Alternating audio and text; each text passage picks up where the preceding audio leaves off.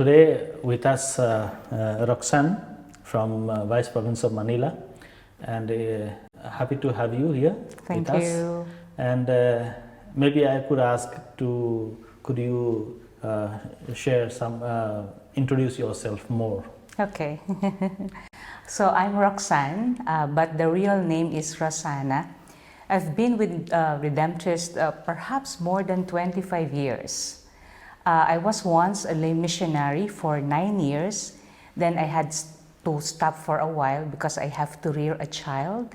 And then later on, I was invited again by the Redemptorists, particularly in the community of Lipa, to become the lay vocation coordinator. Yeah. And then I worked, I served, I helped in vocation promotion and screening for our college formation for about 15 years. Then later on, I was sent for study.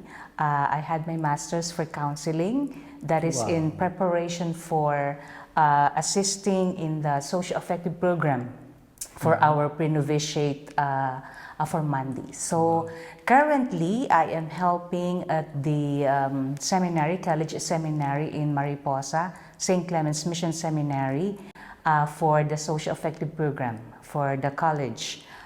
First year up until third year college, and then a little bit on the novitiate. So currently, that is how I am helping the Redemptorists. And also, we are running a counseling program in Lipa Mission Community. Yeah, wonderful to hear you doing so wonderful works, being a lay partner, lay missioner. As you are in this participating this second week of the 26th General Chapter, what are your expectations from this General Chapter? Maybe something to do with encouraging more the units in Asia Oceania, particularly, to finally, at least for some units, to take off with the formation program for lay partners. You see, in Asia Oceania, there are different levels of lay partnership. In some units, there are already lay missionaries. There are also lay collaborators. But in other units, they have not yet reached the level of categorizing their lay partners. But there are really a number of lay partners already. They don't have yet to give name to them. But there are those who are active in parish work. They help the Redemptorists in the parishes, in their social ministries, volunteers of different church organizations or groups. We call them, all of them, we call them lay partners. But I think in the Philippines and Cebu, they have already lay missionaries. In some units, they're planning to form lay missionaries. So basically, the hope is that the chapter gives a little bit, maybe more push as to other units, encourage more other units to really hasten the formation program, formation of other lay partners in other units. Yeah, that's true. Well, we know that the term we use, this lay partners, no? Even there are lay missioners, as you talked about, and also lay collaborators. Collaborators, yeah. So, how do you see these terms used? What are the differences you see when you use lay partners, lay collaborators, lay missioners? Could you clarify a bit? Actually, the umbrella term is lay partners and missions. So, under that umbrella, there would be lay missionaries or the lay missionaries of the Most Holy Redeemer, the term that we are using in the congregation. And then the lay collaborators, they may include staff who are working in different social ministries or they're in the parishes, and the volunteers. So they fall under the category of lay collaborators. We also have the oblates, no? So different forms of association, different expression of involvement, but overall we call them lay partners. And if we refer to the General Directory on Partnership and Mission, the lay missionaries are more or less more involved in the life and mission of the congregation. In our unit, for example, the lay missionaries also get to be assigned in different communities whenever the new quadriennium comes in. Just like the priests or brothers, they may stay on a particular community for, say, for years. And then after that, it is possible also that they will be transferred or assigned to another unit. So that is more or less how different categories may differ in terms of their involvement or their services in the life and mission of the Redemptorists. Of course, the staff or the lay collaborators, they may be involved in different ministries in the church or social ministries. So there may be people who are in charge of implementing or administrating social mission programs or ministries. The church volunteers, of course, they usually are in charge of the activities in the church. They also undergo specific formation program. They may join also the mission whenever they are invited or necessary as part of their formation and, of course, of their service too.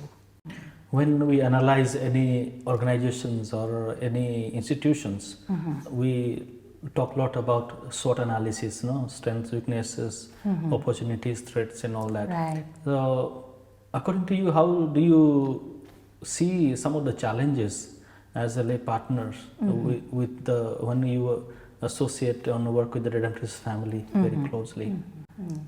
Yeah, maybe one of the challenges is the readiness of both parties. Because when we talk of partnership in mission, it is not just you are there present just to do the task expected of you. There has to be some relationship being developed, partnership in a real sense that you have to work hand in hand, maybe on the mission or specific programs. So there has to be a strong acceptance, understanding of the partnership. And it is not 100% that both parties are ready for that. So I think one of the challenges is when a professed Redemptorist is not wholeheartedly open or accepting of the presence of the lay partners as partners. Oh yeah. And also on the other hand, we have to ready in terms of formation, orientation, the lay partners on the other side. So there has to be concrete effort for both parties to be able to readily accept the partnership. So I think that's readiness. The second would be the need for a more stable formation program. Not all units are already ready or have set up a specific formation program, but I think that would be very necessary for us to be able to move forward with the partnership. So the challenge would be, again, if it will be made part of the whole program or the whole life of the community. Formation both for us, lay, and for the professed Redemptorist. Maybe third is the relationship. There could be, because we're dealing with persons, That's true. Yeah. there might be differences in orientation, how we see each other, or how we look at issues affecting our daily working together. So I think the challenge would be how to be able to understand a little bit more accepting of each other's weaknesses or vulnerabilities, and that we do not get affected by those problems, tensions, sometimes conflicts that somehow inevitably can surface or come up between us. So I think though on those three areas, challenges can crop up.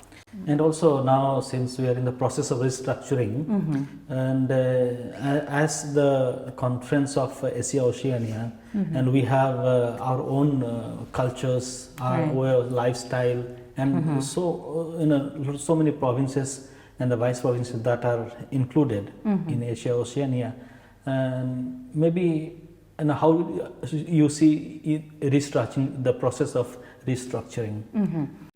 Maybe what would be very basic is to be able to, for the lay partners to understand what is restructuring.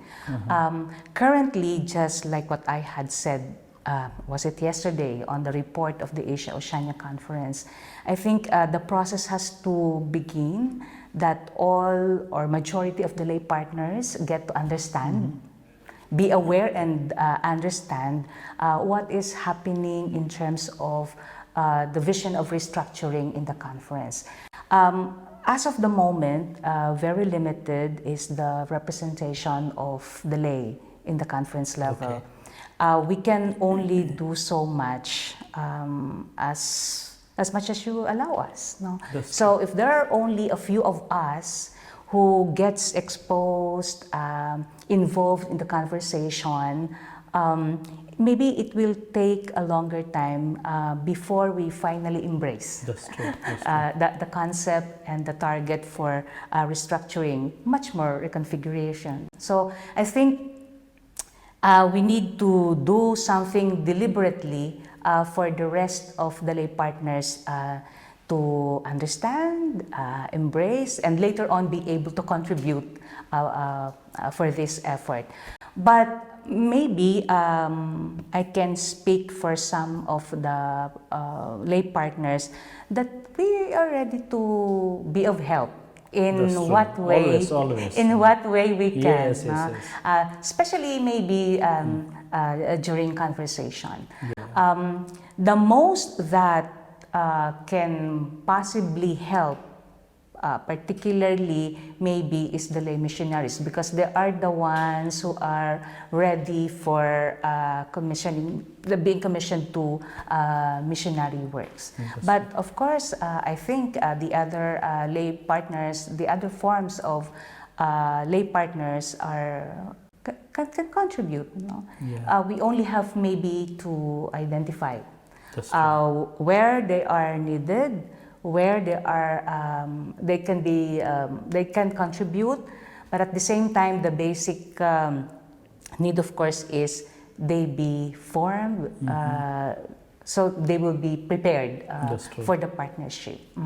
But the interest to support, to be of service, I think is not of any question. Yeah, it's one family. It is about journeying together, accompanying each other, and really moving forward. All about. Okay, maybe last question I would ask you is that could you share your future vision in working in this area as a lay partner? Or there are so many men and women, those who readily give themselves in the work of evangelization and also proclamation of the gospel in many ways. So how do you see the future vision all about? I think we can begin with our own units before we can forward to a bigger space. No? That's true. I think it would be very necessary that they are recognized. Because we can only be confident if we know that our contribution are recognized, or at least we know that we are able to contribute. So I think that would be very necessary. And we can tap them, just like at the present, there are already lay partners who are involved in information. They are helping in the socio-affective area of formation, or some are professors already.